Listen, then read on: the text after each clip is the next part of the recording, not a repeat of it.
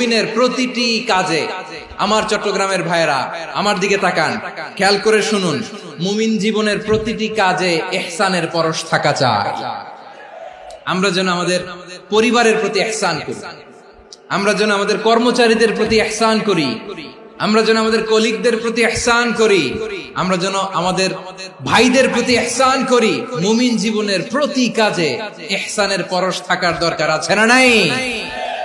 কথা বুঝতে পেরেছেন? তাহলে আল্লাহ তাআলার তিনটা আদেশ ছিল, কয়টা গেল? প্রথমে কি ছিল?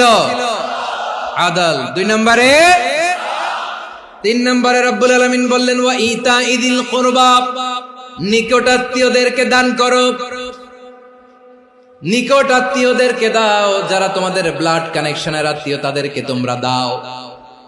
এখানে জেনারেলি বললেন দাও, কি দিব সেটা তিনি এখানে বলেন নাই, সেটা তিনি সূরাতুল ইসরার মধ্যে বলেছেন। আল্লাহ বলেন ওয়া আতিযাল কুরবা হাক্কাহ, নিকট আত্মীয়দেরকে তাদের অধিকার, তাদের প্রাপ্য তোমরা বুঝিয়ে দাও।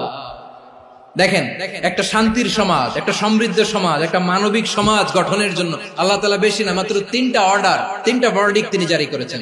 1 নাম্বার সুশাসন, ন্যায় বিচার। 2 নাম্বার ইহসান। 3 নাম্বার নিকটাত্মীয়, যারা কাছের, তোমার ভেরি ক্লোজ রিলেশনশিপে আছে, তাদেরকে দাও। দাও, দিলে বাড়িয়ে দেয় কে? অনেকে দিতে চায় না, কৃপণতা করে। দিলে বাড়ায় দেয় কে? ও মিয়া, মদিনার মধ্যে সবচাইতে গরিব সাহাবী ছিল বেলাল রাদিয়াল্লাহু তাআলা আনহু। ওনার এন্টায়ার অ্যাসেট, সম্পদের পরিমাণ কতদূর জানেন?